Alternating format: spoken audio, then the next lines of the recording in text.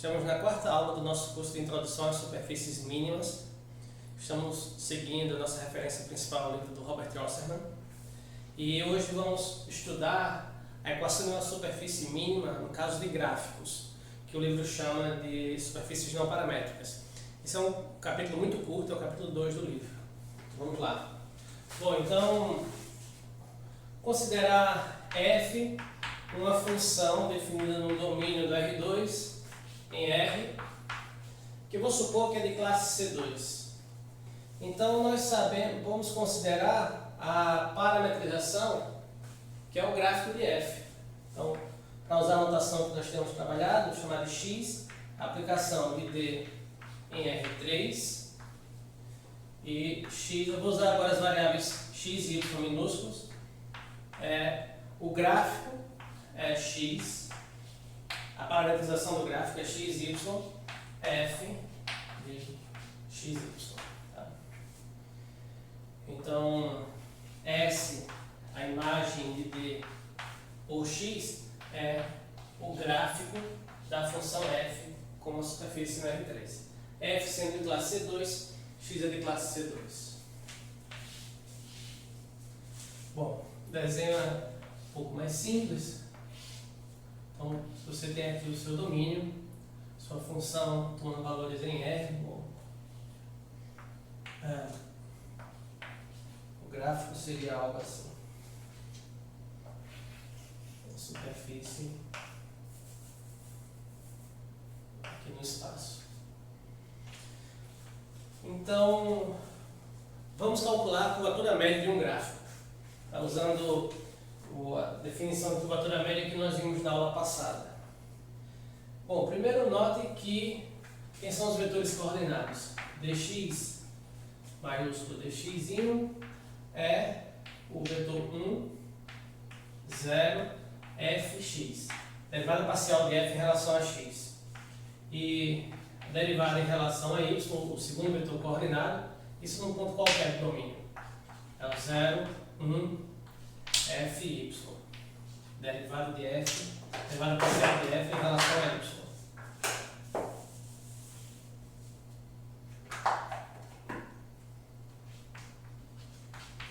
Então, claramente esses vetores são linearmente independentes, ok?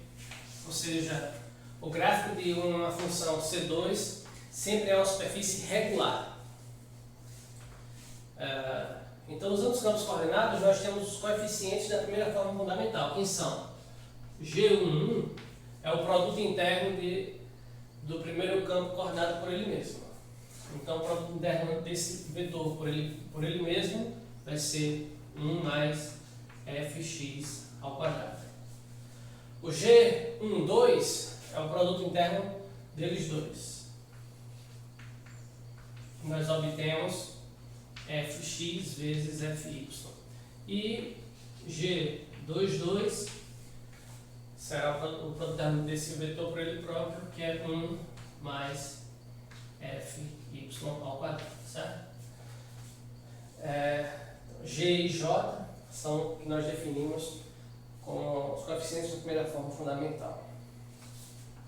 Bom, agora, para a gente encontrar a segunda forma fundamental, a gente precisa de um vetor normal à superfície. Tá?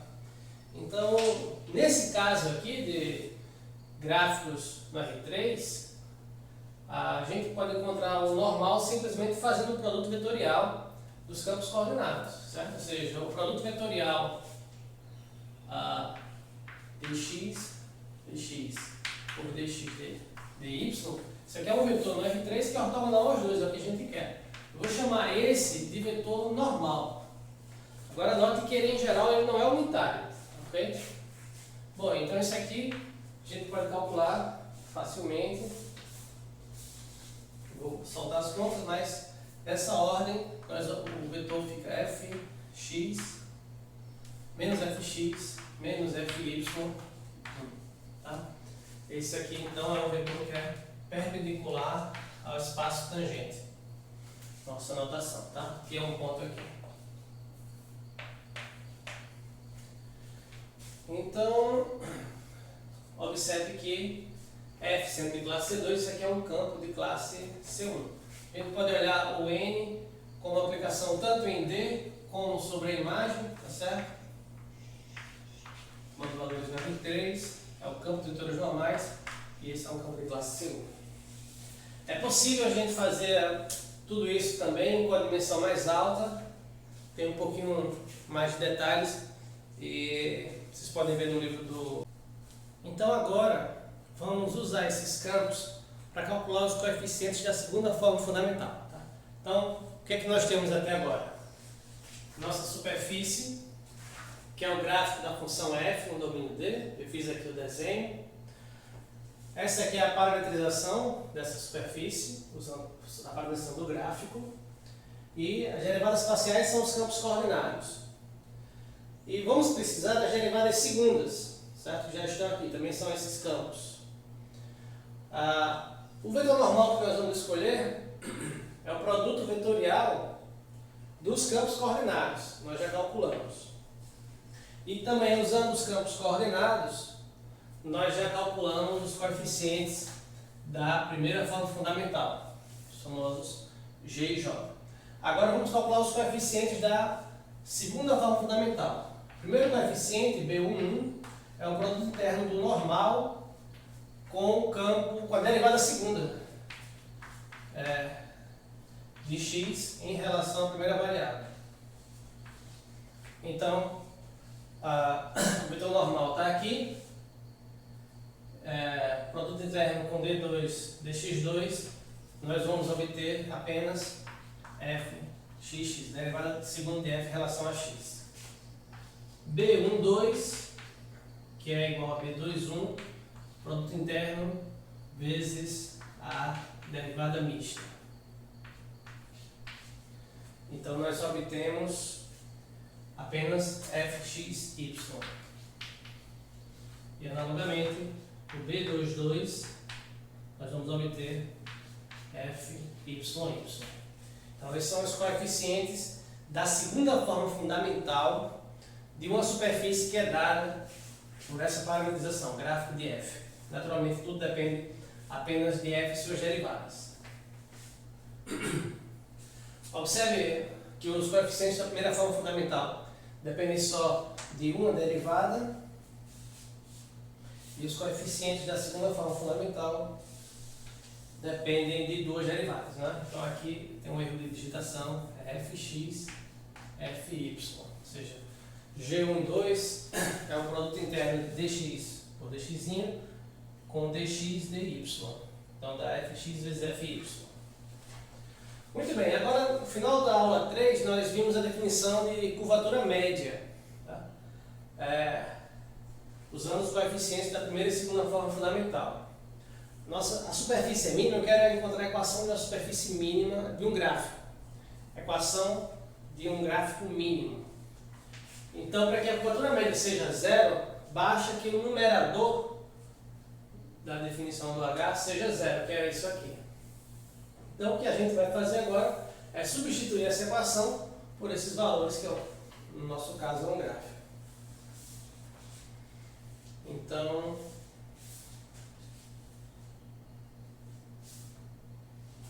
nós obtemos simplesmente substituindo. Então, o gráfico de f é uma superfície mínima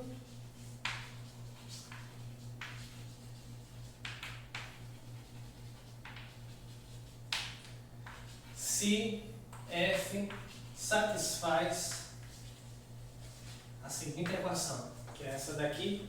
Substituindo os valores, nós vamos obter a equação 1 mais fy ao quadrado vezes a derivada de f em relação a derivada segunda de f em relação a x menos 2 vezes fx fy vezes fxy mais 1 mais fx2 fy igual a zero. Naturalmente é uma equação com muitas simetrias, mas isso aqui é uma equação diferencial parcial totalmente não linear.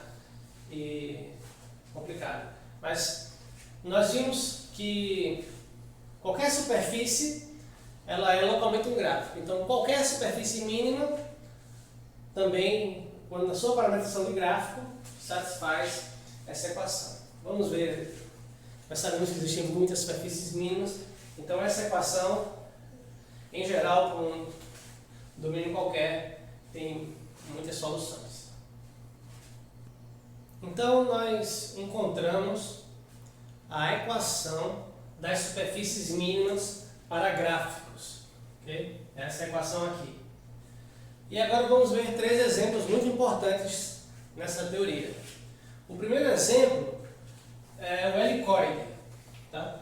O helicoide é a superfície que você obtém usando como gráfico da função f de xy igual ao arco tangente de y sobre x. Certo? Então, vocês devem calcular as derivadas, primeiras e segundas, e substituir e verificar que essa função satisfaz a equação. O helicoide, portanto, é uma superfície mínima. Eu queria só chamar a atenção aqui para algumas propriedades. Primeira propriedade, ou seja, no gráfico, né, isso aqui é a terceira coordenada. Então, o fato de ser o arco tangente de y sobre x diz para a gente que o helicoide ele contém as retas que são da forma y igual a a vezes x, certo? Ou seja, quando você está sobre uma reta no plano, todos esses valores têm a mesma altura z. Então essa reta está contida na superfície. A gente diz que é uma superfície regrada, tem essa propriedade, ok? E eu queria chamar a atenção para o domínio aqui, pelo menos dessa função. Tá? Então, o arco tangente está definido na reta inteira e y sobre x só vai estar definido para x diferente de zero. Então, você tem todos os valores, tem um plano menos a reta x igual a zero. Certo? Só que isso deixa o plano desconexo. E a gente está olhando só para domínios conexos. Então a gente poderia considerar como um domínio, por exemplo, o conjunto dos pontos x, y do plano, onde, por exemplo, x é positivo. Ok? Ora, vou chamar a atenção disso depois. E, bom, o desenho, isso aqui é só um pedaço do helicoide, nós sabemos, vamos ver isso com mais detalhes, mas o helicoide você também obtém tomando a hélice e ligando os pontos da hélice com semi-retas, partindo do eixo x, certo? Veremos isso depois. Aqui seria o helicoide completo, se você colocar uma reta inteira, e aqui seria só um pedaço do helicoide que a gente obtém um gráfico. O segundo exemplo que eu vou falar, também muito importante, é o catenoide.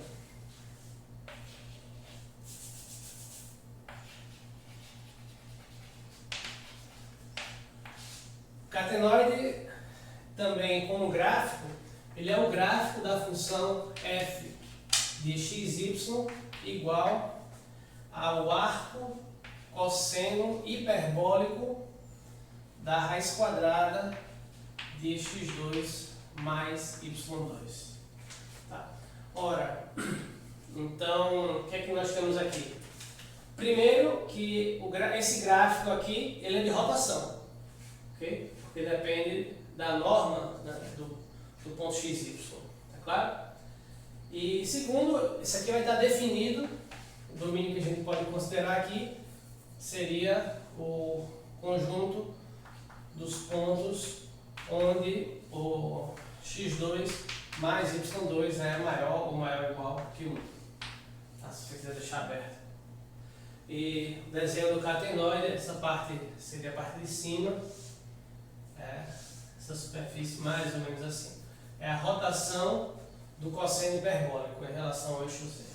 Então, a gente está vendo aqui uma parte do catenoide que é o gráfico, que seria isso aqui. Aqui seria o círculo de raio 1, mais ou menos. Então, o catenoide é uma superfície mínima de rotação. Tá? E como gráfico vai estar definida fora do disco de raio 1. E o terceiro exemplo é a superfície de Scherk. Uma das superfícies de Scherk, que é o gráfico da função f de xy igual ao log do cosseno de y sobre o cosseno de x. O gráfico, você pode estudar o domínio dessa função. Você vai ver que o domínio é como um tabuleiro de xadrez. Então você vai ter quadradinho assim, como um tabuleiro de xadrez. Esse é o domínio.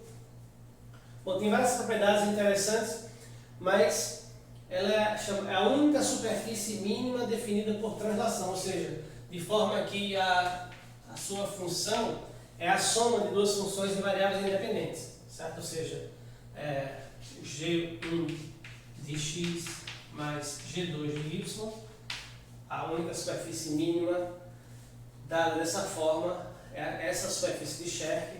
O desenho dela parece um pouco a cela, mais ou menos assim.